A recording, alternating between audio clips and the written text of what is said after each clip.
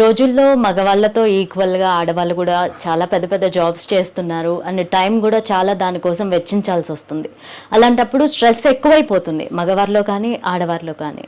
ఆడవాళ్ళు ఈ స్ట్రెస్ నుంచి రిలీఫ్ అవ్వడానికి ఎలాంటి పనులు చేయాలంటారు? సో బేసిక్గా మనం చూసుకున్నట్టు వచ్చి ప్రపంచవ్యాప్తంగా ఎవరైతే ఆ అడ్డగోలు టైమింగ్లో పనిచేస్తారో వాళ్ళు మన ఇండియన్స్. ఎందుకంటే ఎక్కడికైనా వెళ్ళండి, మిగతా కంట్రీస్లో పద్ధతిగా 8 hours డ్యూటీ షిఫ్ట్ అంటే 8 hours పనిచేసి బయటికి వెళ్తారు. ఓన్లీ మన వాళ్ళు అవుట్ ఆఫ్ కాంపిటీషనా, అవుట్ ఆఫ్ యూనో ఆ గుణం ఉంటుంది, కష్టపడే గుణం ఉంటుంది. ఆ గుణమా, లేకపోతే మొహమాటమా, లేకపోతే ఇంకా తప్పదు అన్న పరిస్థితులా, లేకపోతే డబ్బా, రకరకాల పరిస్థితులు ఉంటాయి. ఎక్స్టెండెడ్గా వర్క్ చేస్తున్నాం. 8 hours షిఫ్ట్ని 18 hours అయినా కూడా ఆపట్లేదు పని. అవును, అసలు పని ఎవరైనా ఆపగలుగుతారా? మనకి మనం తెలియాలి నీ బాడీ ఏంటి, నీ 24 hours నువ్వు ఎన్ని అవర్స్ ఏమేమి చేస్తావని. లేకపోతే పని ఉంటానే ఉంటుంది, పని తరగదు. ఎప్పుడైనా కానీ ఏ కంపెనీలో అయినా కానీ, ఏ హాస్పిటల్లో అయినా కానీ చేస్తూ ఉంటే వస్తూనే ఉంటారు. టైము పద్ధతి లేకుండా 11, 12, 1 గంటకు కూడా వచ్చి చూపించుకునే పేషెంట్స్ ఉంటారు. ఎందుకంటే వాళ్ళ షిఫ్ట్ అప్పుడు అయిపోతే వాళ్ళు వచ్చి చూపించుకుంటారు అప్పుడు. కానీ నీకు తెలియాలి, నువ్వు ఆ టైంకి పని చేస్తే నీకు రోగాలు వస్తాయా, ఆ రోగాలకు నువ్వు మందులు కొనుక్కోవాలా, నువ్వు సంపాదించింది హాస్పిటల్కి పెట్టుకోవాలా, ఏంటిదని నువ్వు ఆలోచించుకోవాలి. సో ఎప్పుడైతే వర్క్ లైఫ్ బ్యాలెన్స్ తప్పుతుందో, అలా తప్పినప్పుడు వచ్చే కాన్సిక్వెన్సెస్కి నువ్వు రెడీగా ఉండాలి. అండ్ ఆ కాన్సిక్వెన్సెస్ నీకు 1 day, 2 days, 1 year, 2 years లో రావు. నీ బాడీ రిపేర్ రావడానికి 4 సంవత్సరాలు పడితే అది మళ్ళీ పైకి రాదు, గాన్. ఎందుకంటే నువ్వు 30 లోపు లైఫ్ ని చూసినంత 30+, 40+ డిఫరెంట్ ఉంటుంది లైఫ్.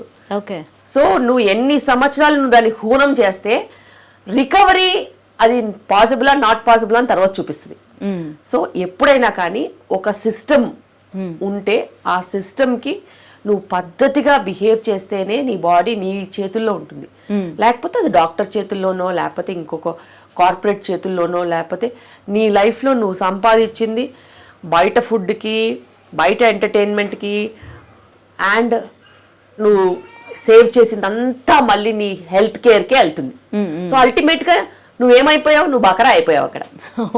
సో నువ్వు బకరా అవుతావా, లేకపోతే సెన్సిబుల్గా ఆలోచించి, competition is always there, smart work is always there, hard work is always there.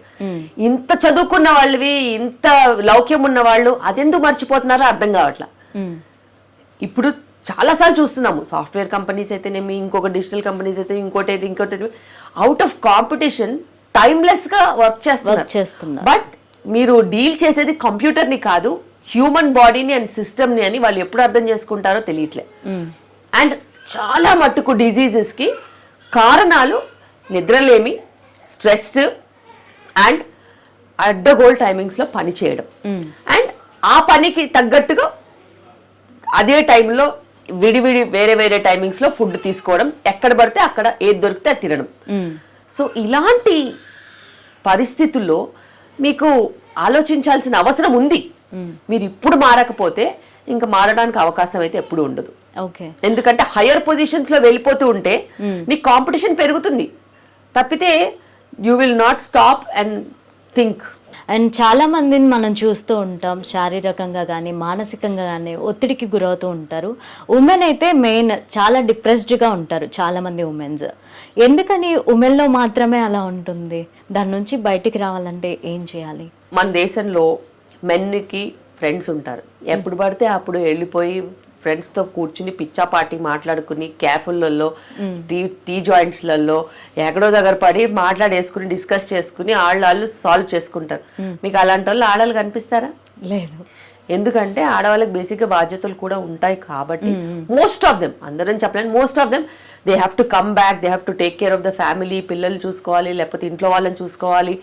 వాళ్ళు మాట్లాడుకుని సాల్వ్ చేసుకుని హీల్ చేసుకునే టైం వాళ్ళకు వాళ్ళు ఇవ్వరు అస్సలు. అదే మేజర్ థింగ్. ఎప్పుడైనా ఏ మెంటల్ ఇష్యూ ఉన్నా, ఏ హెల్త్ ఇష్యూ ఉన్నా దానికి నువ్వు హెల్ప్ తీసుకోవాలి.